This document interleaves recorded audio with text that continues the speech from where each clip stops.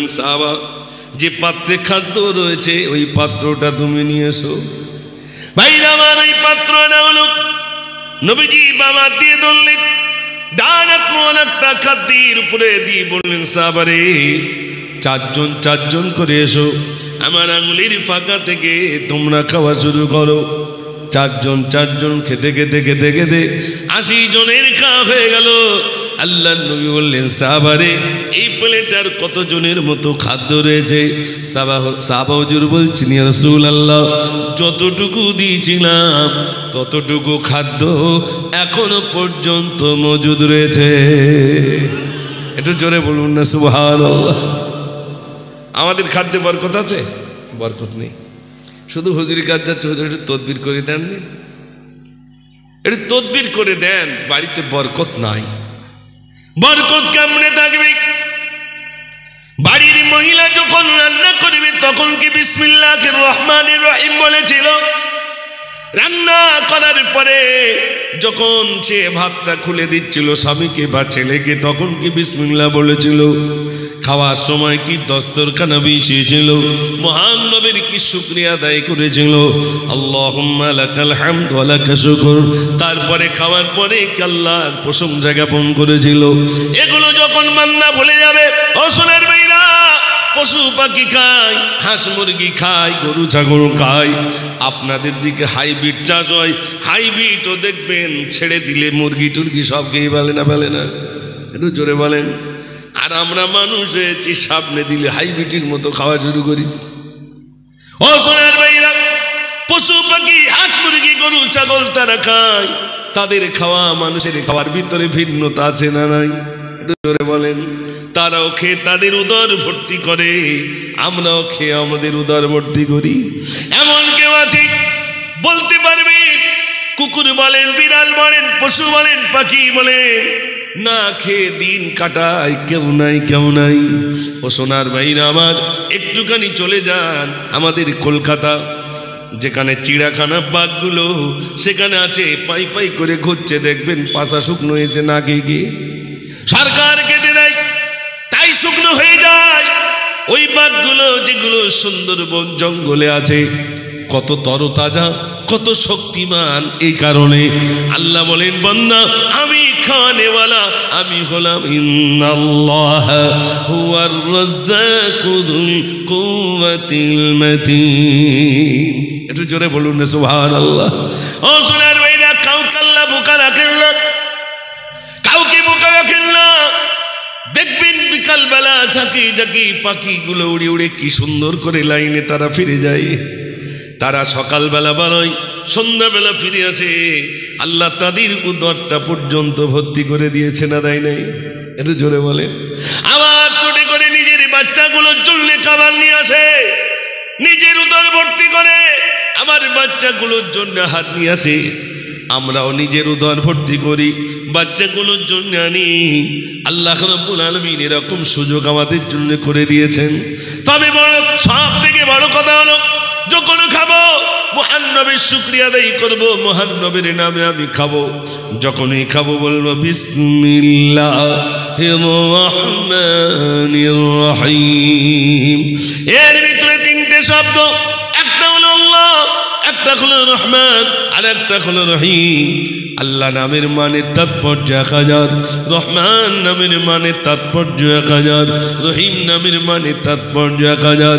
কোন মানুষ যদি একবার বলি বিসমিল্লাহির রহমানির রহিম, ওই মানুষটা যেন মহান রব্বুল আলামিনকে 3000 নাম ধরে ডাকলো।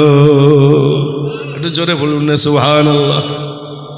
বাচ্চাটাকে শেখাবেন, বাবা তুমি বলো বিসমিল্লাহির রহমানির রহিম। সাইকেল উঠবেন, বলুন বিসমিল্লাহির রহমানির রহিম। কম্বলতে মুড়িয়ে দেবেন, বলুন বিসমিল্লাহির রহমানির রহিম। জামাটা গায়ে দেবেন, বলেন বিসমিল্লাহির রহমানির রহিম। জুতোটা পরিধান করবেন, বলুন বিসমিল্লাহির রহমানির রহিম। তাহলে এবার বলুন কার নামটা আপনি স্মরণ করছেন? একটু জোরে বলেন। আল্লাহর নাম যদি স্মরণ করেন, বিশ্বাস করুন সোনার ভাইরা, বসবাস আমাদের পূর্বে অনেক মহারাজা তানারা করে গেছে। আপনারা অনেকেই সফরে যান, বেড়াতে যান, ভ্রমণে যান, কত অট্টালিকা বটগাছ তৈরি হয়ে রয়েছে। যে অট্টালিকাগুলো এখন তো 10 ইঞ্চির দেয়াল রয়েছে, এখন সব বেশিরভাগ 10 ইঞ্চির দেয়াল, আর সেগুলো 30 ইঞ্চি, 35, 40 ইঞ্চি করে শুধু দেয়াল। এত বিরাট বিরাট বিল্ডিং গুলো বটগাছ হয়ে রয়েছে। ও ভাইরা আমার, জানারা এত মেহনত করে বিল্ডিং বানাখানা তৈরি করেছিলেন, তানারা নাই, তানাদের বানাখানায় আজ মানুষ পায়খানা করে। ওই মানুষগুলো জানারা ছিলেন, ওই ঘরের জন্য এত মেহনত করেছেন, তানারা তো আর নাই, সব চলে গেছেন, চলে গেছেন। ও সোনার ভাইরা আমার, আমাদের এই বাড়ি ঘরগুলো থাকবে, ওগুলো দেখি নির্ণয় করুন, ওগুলো যদি তৈরি করতে তারা এত মেহনত করেছিল, তারা আজ নাই, তারা চলে গেছে।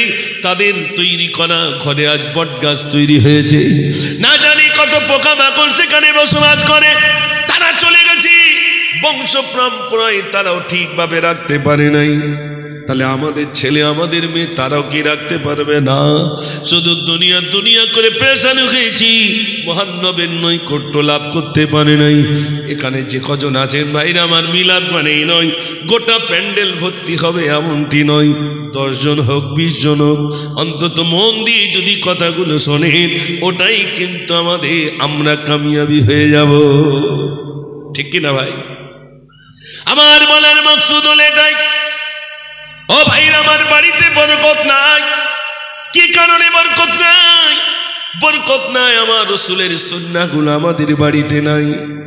আমাদের বাড়িতে আছে আবু জেহেলের আখলাক, ভাইরা আমার, উতবার আখলাক, সাইবার আখলাক, ইহুদি নাসারাদের আখলাক যখন আমাদের বাড়িতে থাকবে, আমার আপনার মেয়েটা, আমার আপনার ছেলেটা যদি ওই ইহুদি নাসারাদের আখলাকগুলো তারা ধারণ করে নেয়, খাওয়াটা শুধু হবে, কিন্তু ওই খানার ভিতরে বরকত থাকবে না। থাকবে না কি ভাই? বরকত থাকবে না, শান্তিভাবে কিছুই খেতে পারবে না। বিশ্বনবী সাল্লাল্লাহু আলাইহি ওয়াসাল্লাম একাকী কোনো জিনিস খাননি। বাড়িতে মেহমান এলে এত মহব্বত করে পাশে বসাতেন, এসো একসঙ্গে খাই, একসঙ্গে খাই। ভাইরা যা খেতেন সঙ্গে সাথীদেরকে দিয়ে খেতেন। ও সোনার বাইরেতে বরকত বেড়ে যায়। বাড়িতে কোনো মেহমান আসলে বাড়িতে বরকত বেড়ে যায়। আল্লাহর তরফ থেকে ওই মেহমানটা আপনার বাড়িতে এসেছে মানে বরকত বেড়ে যাবে। কুটুম এসেছে মানে আপনার বাড়িতে বরকত বেড়ে যাবে। ও ভাইরা, এই জন্যে যখন খাওয়া দাওয়া করবেন চেষ্টা করবেন, পাশের বাড়িতে দুটো গরিব রয়েছে, ওই দুটো ছোট্ট ছোট্ট বাচ্চা, তার আব্বা ভ্যান চালায় কি টোটো চালায়, আল্লাহ আমাকে ওয়াকাত দিয়েছে, আমার বাড়িতে গোশত রান্না হলো। বিবিকে বলেন, ও বিবি, এই পাশের বাড়িতে যারা গরিব ওদের বাড়ি অন্তত 1 বাটি গোশত পাঠিয়ে দিও, একটু তরকারি পাঠিয়ে দিও। ওই বাচ্চাগুলোর মাকে বলছে, মা ওদের বাড়িতে গোশত রান্না হয়েছে, খুশবু না কাছে। মা ওদের বাড়িতে গোশত রান্না হয়েছে। মা তখন সান্ত্বনা দিয়ে বলে, বাবা কাঁদিস না, কাঁদিস না, তোর আব্বা অমুক জায়গায় কাজ করে, সপ্তাহ অমুক দিন বাড়ি আসে, তোর জন্য আমি একটু বলবো গোশত আনার জন্যে। মা সান্ত্বনা দেয় না, দেয় না। আল্লাহ নবী বলেছেন, আল্লাহ যখন তোমাকে কিছু অর্থ দেবেন, সম্পদ দেবেন, পাশের বাড়িতে, পাশে যারা দুস্থ রয়েছে, গরিব রয়েছে, তাদের বাড়িতে অন্তত 1 বাটি পাঠিয়ে দিও। ও ভাইরা আমার, আজ বলুন, পাশের বাড়ি তো দূরের কথা, নিজের বাপ মা পর্যন্ত পায় না, এমন আছে না নাই? বাপ মাকে পর্যন্ত ডাকে না, বাপকে বাপ বলে না, মাকে মা বলে না। আমি মনে করি আমি বিরাট কিছু হয়ে গেলাম। আমি গজলগুলি এমনি বলিনি ভাই, একটা গজল বলতাম, বাপের সেবা মায়ের সেবা করি আমার মন, তাদের দোয়া পাওয়ার তরে সারাটি জীবন। চাকরি করি, ব্যবসা করি, হই ইঞ্জিনিয়ার, ডাক্তার করি না কো যত বেশি রোজগার, যতই বড় ভাবি নিজেকে, নই বড় বাপ মা,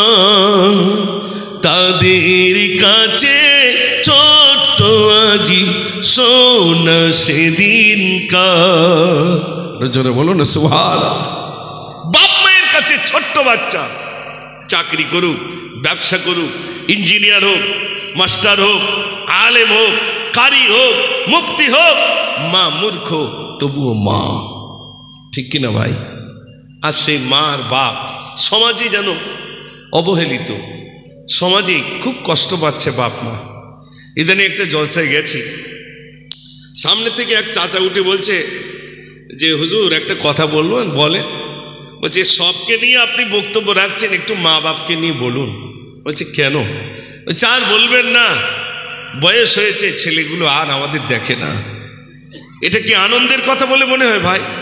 না ভাইরা শোনেন, বাপ আর মা এই এমন একটা সম্পদ যাদের কদম তলে সন্তানের দয়ার জান্নাত রয়েছে। জোরে বলুন না সুবহানাল্লাহ। আমার মায়েরা যারা আছেন, শাশুড়িকে প্যার করুন, মহব্বত করুন, শ্বশুরকে মহব্বত করুন, ভালোবাসুন, আল্লাহ ভালো রাখবেন। মা দোয়া করে দেবে, যা বাবা আমি তোর জন্য দোয়া করি। মা মাদ্রাসায় যাননি, আব্বা মাদ্রাসায় যাননি, তাই বলে কি বাপ মায়ের দোয়া কবুল হবে না? মক্কা শরীফের ইমাম তিনি দুঃখ করে নয়, আনন্দের সহিত বলছেন, আমি যখন ছোটবেলায় দুষ্টুমি করতাম, আমার মা আমাকে বদদোয়া করতেন, কি যা আল্লাহ যেন তোকে মক্কার ইমাম বানিয়ে দেয়। আমার মায়ের বদদোয়ায় আল্লাহ আমাকে মক্কার ইমাম বানিয়ে দিয়েছেন। জোরে বলুন না সুবহানাল্লাহ। নেক দোয়া, বদদোয়া। আমাদের বদদোয়াটা কি হয়? মারা বলে ওই ট্রেন লাইনে যা মাথা দিয়ে লরির তলায় পড়, তুই শেষ হতে পারিস নি, তোর মরা মুখটা যেন আমি দেখে যেতে পারি। এরকম কিছু কিছু মহিলা বলে না, বলে না? এই যে বাজে কথা মা বলছে সন্তানকে, যে তোর মরা মুখ দেখে যেন আমি যেতে পারি, তা সে মা মরা মুখ দেখবে না? দেখবে না? দেখবে, যেহেতু ওই দোয়া করেছে মা। ও ভাই, এই জন্যে মা কথাগুলো বলবে খুব সংযত, সুন্দর সুন্দর কথা সন্তানের সামনে বলতে হয়, যে কথাগুলো সন্তান তারা ধারণ করবে। ভাই, আমরা পেট থেকে বাংলা শিখে এসেছি বলে মনে হয়? একটু জোরে বলেন না। তাহলে ছোটবেলায় আমাদের বাপ শিখিয়ে দিয়ে, মা শিখিয়ে দিয়েছে, কচি ওটা তোর আব্বা, এটা আব্বা, শেখায় না? শেখায় না? ওটা মামা, এটা বলতে নেই, এটা বলো। মা যা বলছে বাচ্চা তাই শিখছে। সেই মায়ের ভাষা যদি খারাপ হয়, মায়ের চালচলন যদি খারাপ হয়, মা বাচ্চাকে সুন্দর মার্জিত পোশাক পরিধান করায় কে? মা না অন্য কেউ? মা কিনে নিয়ে আসে, বাচ্চার পোশাক পরাচ্ছে মা, হাঁটুর থেকে এটা নি, ছোটবেলাতে শেখাচ্ছে ছেঁড়া। তা বড় হলে সে ভালো লেবে বলে মনে হয়? এটা জোরে বলে। ছোটবেলার থেকেই তাকে শেখাচ্ছে মা ছেঁড়া, ছেঁড়া কাপড় চোপড় যা যেখানে আছে সেই সব নিয়ে এসে মা দিয়ে দিচ্ছে, আর বাচ্চাকে দেখাচ্ছে না। আমার ছেলে কিরম দেখাচ্ছে, দেখেছো? ওই বাচ্চাকে প্রথমেই মা শিক্ষা দিচ্ছে তার লেবাস পরানো। ও ভাইরা, মা যখন ওই বাচ্চাটার নোংরা পরিষ্কার করে, লোকের সামনে নয় বরং গোপনে করবে, ওই বাচ্চার ভিতরে লজ্জা আসবে না? আসবে না? একটু জোরে বলেন। ওই বাচ্চার ভিতরে লজ্জা আসবে। মা যদি প্রকাশ্যে করে, বাচ্চার লজ্জা দূর হয়ে যাবে। এই জন্যে ছোট বাচ্চা থেকে কাদা থাকা অবস্থায় তৈরি করতে হবে ভাই। যখন কাদা থাকে, খেলনা কত রকম আমরা সব তৈরি করতাম ছেলেবেলায়। ওই কাদা যখন পুড়িয়ে ইট হয়ে যাবে, তখন আর কিছু তৈরি হবে না। ওই ঝামা ইট হলে, যখন পোড়ানি বেশি হয়ে গেলে ঝামা ইট হবে। ও কি হবে? রাস্তায় রোলার দেওয়া ছাড়া আর উপায় হবে না। ঠিক বলছি না ভুল বলছি? এই জন্যে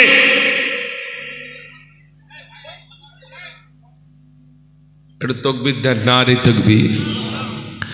কাঁদি জয়নাব, কাঁদি কুলসুম, কাঁদি সাকিনা, খালি দুলদুল ফিরে এলো, হুসাইন এলো না। কাঁদি জয়নাব, কাঁদি কুলসুম, কাঁদি সাকিনা, আল্লাহুম্মা সাল্লি আলা, সবাই পড়ে, মাওলানা মুহাম্মদ ওয়া আলা আলি সাইয়্যিদিনা আমার সোনার ভাইরা, অনেকটা টাকা খরচা করে আপনারা জলসা দিয়েছেন।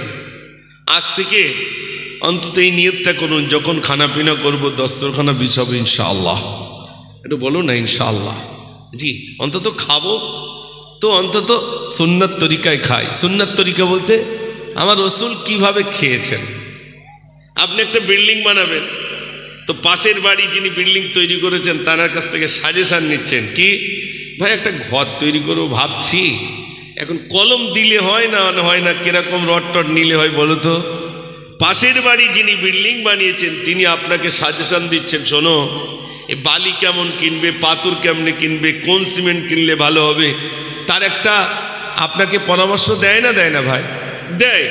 তাহলে আপনি এই দুনিয়ায় কিভাবে বিচরণ করবেন, কিভাবে চলবেন, কিভাবে ব্যবসা করবেন, প্রতিবেশীর সঙ্গে কেমনে ব্যবহার করবেন, পিতামাতার সঙ্গে কি ব্যবহারটা করবেন, শিশুদের সঙ্গে কি ব্যবহার করবেন, আমার যে সমস্ত বিধর্মী ভাইয়েরা রয়েছেন তাদের সঙ্গে কি ব্যবহার করবেন, এর আলোচনা বা এই কথা মানুষের কাছে যারা জ্ঞানী তাদের কাছ থেকে পরামর্শ নিতে হবে না ভাই? নিতে হবে ভাই। আমার খানা পিনা তো সবাই করছে, পৃথিবীতে যারাই সৃষ্টি হয়েছে সবাই খায়, কিন্তু মানুষ হিসাবে আমার তো একটা খাওয়ার ধরন থাকে, তা আমি কার মতো খাবো? কবি নজরুল ইসলাম যেভাবে খেয়েছেন সেভাবে, রামকৃষ্ণ প্রহংসদেব তিনি যেমন খেয়েছে তেমন, যেহেতু আমি স্কুল কলেজে পড়েছি, স্বামী বিবেকানন্দ যেমন খেয়েছেন তেমন, রবীন্দ্রনাথ ঠাকুর যেমন খেয়েছেন তেমন, নামি একজন ইসলাম ধর্মাবলম্বী বিশ্বনবী সাল্লাল্লাহু আলাইহি সাল্লাম যেমন খেয়েছেন আমি তেমন খাবো। আমার খাওয়াটা যদি রসুল যেভাবে খেয়েছেন যদি সেভাবে খাওয়া হয়, আমার এই খাওয়াটাই হবে ইবাদত। একটু জোরে বলুন না সুবহানাল্লাহ।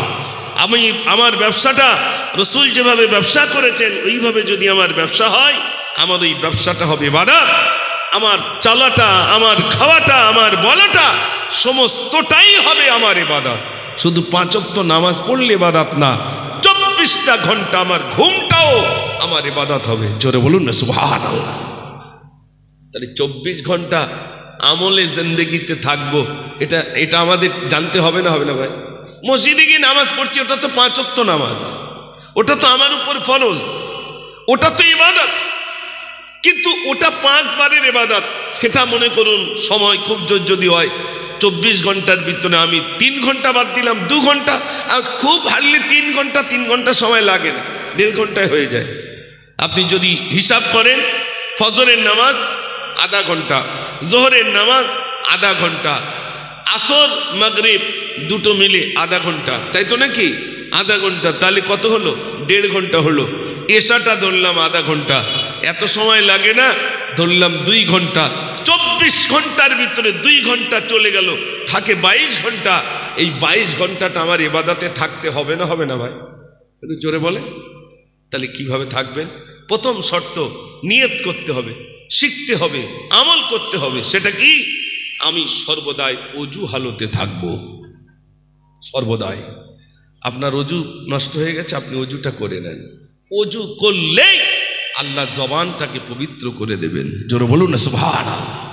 বাজে কথা জবান থেকে বার হবে না। যেহেতু আপনি অজু অবস্থায় আছেন, প্যান্ট পরেছেন তো কি আছে, দাড়ি নেই তো কি আছে, গেঞ্জি পরেছেন তো কি আছে, এগুলো পরে আপনি আমল করুন।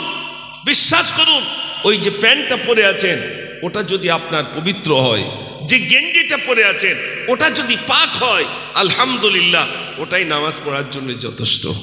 ঠিক কিনা ভাই? তাহলে বলুন, অজু অবস্থায় থাকবো। অজু অবস্থায় থাকলে কি হবে? আল্লাহ প্রথমত জবানটাকে আমাকে পবিত্র করে দেবেন, মনে মনে হবে আমি অজুতে আছি। হযরত বেলাল রাদিয়াল্লাহু তাআলা ভাইরা আমার, তিনি যখন তানাকে কেন্দ্র করে বিশ্বনবী সাল্লাল্লাহু আলাইহি ওয়াসাল্লাম মিরাজ থেকে ফিরে এলেন, ফিরে এসে বলছেন, ও বেলাল, তোমার একটা আমল, তোমার একটা কথা আমি দেখলাম বেলাল। আল্লাহর নবীকে বেলাল বললেন, ইয়া রাসূলুল্লাহ, কি দেখে এসেছেন? আল্লাহর নবী বললেন, বেলাল, আমি যখন সিদরাতুল মুনতাহা মিরাজে গেলাম, সিদরাতুল মুনতাহা একা বসে রইলাম, সেখানে আর কেউ যেতে পারে না, সেখানে আর কেউ যেতে পারে না। এমন সময় দেখলাম বেলালের পায়ের শব্দটা আমি পেয়ে গেলাম, বেলাল যেন হেঁটে যায়। ও বেলাল, তুমি কি এমন আমল করেছো? বেলাল, কি এমন আমল করেছো? বিলাল বললেন, ইয়া রাসূলুল্লাহ, আমার সব আমলের ভিতরে একটা খাস আমল আছে। কি আমল? আমার যখন ওযু ভেঙে যায় আমি বেলাল সঙ্গে সঙ্গে আমি ওযু করে নি। একটু জোরে বলুন না সুবহানাল্লাহ। আল্লাহর কাছে তো প্রত্যেককে যেতে হবে, তাই তো নাকি? আর নাপাক অবস্থায় যাবেন না পবিত্র অবস্থায় যাবেন? একটু জোরে বলেন। পবিত্র অবস্থায়। পবিত্র অবস্থায় যেতে গেলে আমাকে ওযু অবস্থায় থাকতে হবে। আমাদের কখন ওযু যায় আর কখন আসে আমরা তো বুঝতে পারি।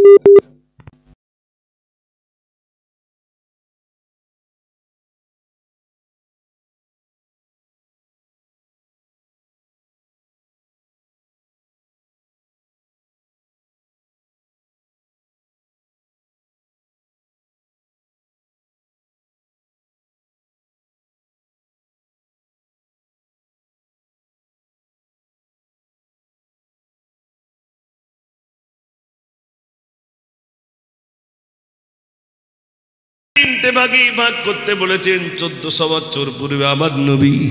ও সোনার ভাইরা, নবীজি বলেছেন তোমাদের পেট তোমরা তিনটে ভাগে ভাগ করো।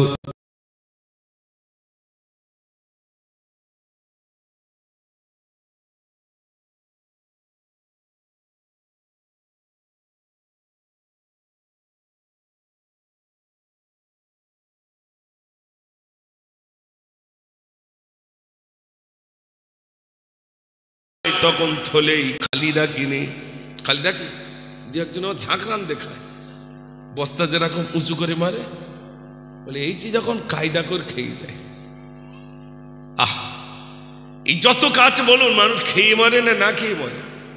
একটু জোরে বলেন ভাই, বলো না। সে খাবো না জোর করে দিয়েছে, খাবো না জোর করে দিয়েছে, সেগুলো খেয়ে তো উঠতে হবে। ওরে সর্বনাশ, খেলো আর এ পার হতে পারে না ও পার হতে পারে না। আগের মানুষ খাওয়া দাওয়া করতেন, আর আমাদের তো ভ্যাকসিন দিয়ে সব লিভার শেষ, হজমের মেশিন আর কাজ করে না। এখন হজমের মেশিনই সবসময় মোবিল দিতে হচ্ছে, একটা করে গ্যাসের ট্যাবলেট, তাতেও হচ্ছে না, লিকুইড দিতে হচ্ছে না? লিকুইড দিয়ে মেশিনটাকে, ও মেশিনের কাজ হয়ে গেছে, ও মেশিন শেষ। যত খাচ্ছি ও মেশিন আর চিবাত, মানে মেশিন বেকার হয়ে গেল। তাই সর্বদাই লিকুইড বিভিন্ন কিছু দিয়ে মেশিনটাকে সতেজ রাখতে হচ্ছে। যদি পেটটাকে তিনটে ভাগে ভাগ করি, রসুলের সুন্নাহ যদি মেনে নেই, ওই মানুষটা সুস্থভাবে থাকবে, ইবাদত করতে সহজ হবে। জোরে বলুন না সুবহানাল্লাহ। এটা সুন্নাহ তার জীবনে সে আঁকড়ে ধরে নিল, ইবাদত করতে শুরু করলো। ও ভাইরা আমার, আমি আপনাদের কাছে বলছিলাম, বাড়িতে যদি বাপ আর মা থাকে, বাপ মাকে প্যার করুন, মহব্বত করুন, ভালোবাসুন। মাকে প্যার করুন, মহব্বত করুন। যদি কষ্ট দিয়ে থাকেন, গভীর রাতে মায়ের কদম ধরে ক্ষমা চেয়ে নেন। ও ভাইরে, এখানে যারা আছেন একটু বলবেন, আপনি বসিরহাট নয় কলকাতায় যাবেন, বাড়িতে মাকে বলে গেলেন না আমি কলকাতায় যাব, শুধু বিবিটাকে বলে গেলেন আমি কলকাতায় যাব। মা পাশে এসে বিবিকে বললো, বিবি ছেলে কোথায় গেছে একটু বলো। এত সকাল সকাল ট্রেন ধরলো কেন? বলছে কলকাতায় গেছে। কখন আসবে? বললো রাত 10টার দিকে ফিরবে। এখন আপনারা বলুন, 10টা বেজে গেল, 11 বেজে গেল, 12 বেজে গেল, ছেলে যদি বাড়িতে না আসে, ওই বাড়িতে ছটফট করবে কে? একটু জোরে বলেন। যে ছটফট করে মা, তাকে আমরা গ্রহণ করি না। আর যে মোবাইল ঠেলে, তার পিছনে আমরা সময় দেই না। একটু মাকে বলে গেলাম, মা যাচ্ছে আমি কলকাতায়। মা বলবে যা বাবা, তোর ভালো হবে, আল্লাহ তোর নিয়ে যাবে, যা। দোয়া করবে না? করবে না? ও ভাই আমার, আমারও মা নাই, আমারও আব্বা নাই। আমি যখন গভীর রাতে বাড়িতে যেতাম, সকাল হলে মা মাথার ধারে এসে মাথায় হাত বুলিয়ে বলতো, আব্বা রে, তুই অমুক সময় বাড়িতে এসেছিস, যতক্ষণ পর্যন্ত তুই বাড়িতে না আসিস, তোর গাড়ির লাইটটা বিনা দেখতে পাই, ততক্ষণ আমার ঘুম আসে না। আমি মাকে বলেছিলাম, ও মা, আমি কখন রাত 2:30-3টের সময় বাড়ি আসি, মা তুমি কেন ঘুমাও না? মা বলে, বাবা তুই বিভিন্ন জায়গায় চলে যাস, গভীর রাতে চলে যাস, আমি মা ঘুমাতে পারি না বাবা, যতক্ষণ বাড়িতে না আসিস ততক্ষণ আমার ঘুম আসে না। আমার তো মা নেই, মা চলে গেছে। ও সোনার ভাইরা, আমি রাত 2:30 3টের দিকে অধিকাংশ সময় বাড়িতে প্রবেশ করি। এখন বলুন, আমার জন্য আমার বিবিকে এখন সে জেগে থাকবে না ঘুমাবে? একটু জোরে বলেন। আরো বলবে কত লেজ তাই দাও, কম হলেই ঠিক বুঝে নেব। ঠিক বলছি না ভুল বলছি? আর মা বলে আমি জেগে থাকি, ঘুম আসে না। ও সোনার ভাইরা, অনেক বাচ্চা আমার মাদ্রাসায় যখন পড়াশোনা করে, অনেক মা জরুরি ফোন করে বলে হুজুর আমার ছেলে আমার কোলের ভিতরে থাকে।